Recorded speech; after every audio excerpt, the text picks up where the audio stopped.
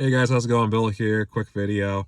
Had someone reach out actually talking and asking some questions about their heating system and what I recommend up here.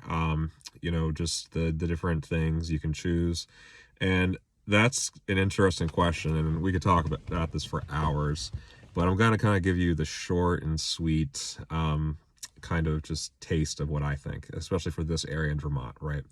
So we have, like 5, 6 seasons, right? We have winter, we have mud season, we have spring, summer, fall, and stick season, and then winter again. So, yeah, we got six. So, in a New England typical weather, it can be, 70 one day and, 20 the next, and it varies wildly. Um, the with the way the climate has changed a little bit, and it's interesting because you never used to see homes up here being built with central air or a heat pump that can go ahead and do heating and cooling.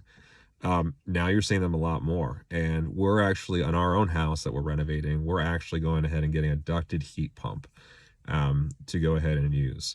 So this is an interesting topic because a lot of times with the cost of fuel and everything else and electricity, it might be more cost effective, let's just say, to keep your current system and go ahead and kind of tweak it to make it fit your needs. For somebody like my wife and we have a super old farmhouse. The system wasn't sized correctly for our home, so the upstairs is super cold in the winter, like really, really cold.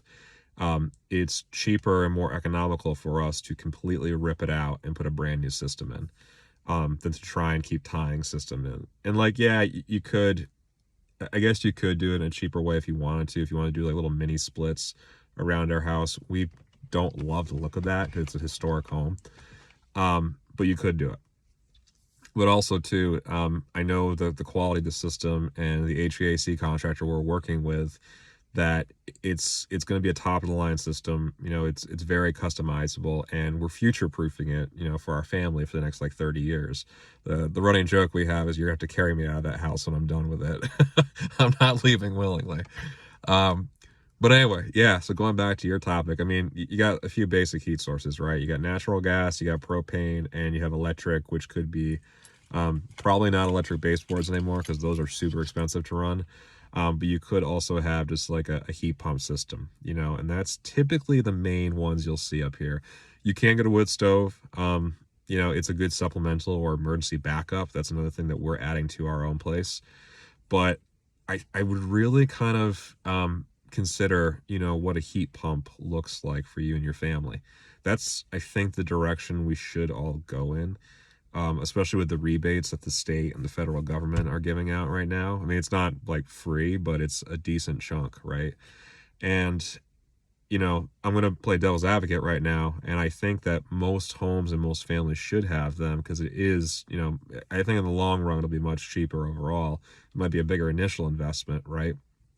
But the, how do I want to say this? The infrastructure that is in the US right now, it might not make sense for you and your family to get one. And what I mean by that is that the infrastructure in the US, as far as the power lines are concerned and stuff like that, it's not made to handle the volume of electricity that we are requiring. And that's why, especially out in like, Texas, California, even Colorado, and like those major metropolitan areas, you're seeing blackouts and brownouts way more often than we ever used to.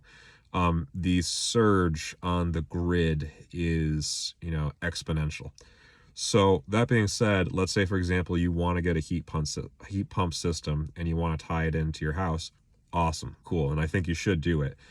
Can your current electrical panel handle that?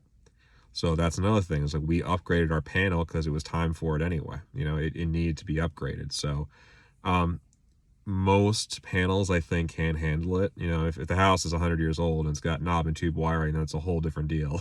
That's a whole different animal because that's dangerous to actually still have in your home. There are houses that still have it though, but I would really kind of look at it and plan and see if it makes sense. Um, if this is like a vacation home that you winterize and you only use it part of the year, probably not. I don't think it's really necessary.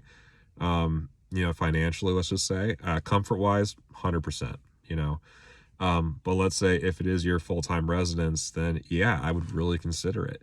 Um, that being said, too, I think you need to really call on some specialists on this one. Like I know enough about it to be dangerous, but even still, there are a ton of manufacturers right now who sell heat pumps. For us personally, because we have an old house, we went with the Unico system. They've been around for a long time now. They were probably the new kid in the block like 10, 15 years ago. They've only been around for a decade or two. But now they've been established. They really have a good reputation. The things that really go wrong, it's really like, installer error. So it's more the human element than the actual equipment, not working, if that makes sense. And you can get that on any system. It doesn't matter which one. But yeah, kind of an interesting topic. Would love to talk more about it. If you guys have more questions, comments, concerns, also like and subscribe. It'd be super helpful. And just let me know what you want me to dive into more. There's a lot of different ways we can take this conversation. And, it is an interesting one because it is, yeah, I mean, it's you talk about your comfort for your family, the environment and the energy bill, and your overall bill, and also your quality of health too, if you get a good system.